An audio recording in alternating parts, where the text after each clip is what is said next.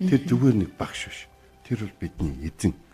Та хэзээ нэгэн цагт тэ хүнд байдалд ороод, эвгүй байдалд ороод, эсвэл боломж хагтаад, эсвэл хүндтэй байдалд ороод тэ өөрийгөө Есүсийн цуглааных гэж хэлгээд хэцүү тийм үе танд тохиолж магадгүй тийм.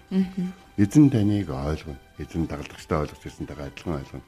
Харин хэрэг зүгээр л Есүсийг эзэн биш. Зүгээр багш. Тэгвэл багш сурхмаас удын тэ.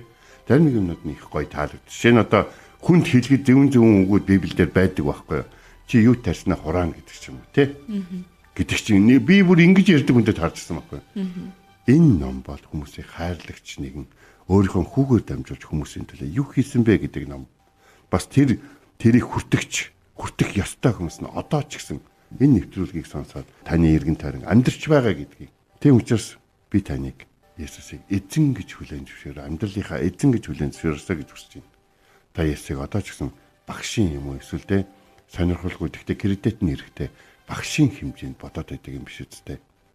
Есүс таны төлөө загалмаа дээр хатагдан алгадаж тэр өөрийнхөө өндөр байр суурийг орхиж таны төлөө бүхнийг туулж за гүйцлээ гэж хэлсэн нэгэн шүү.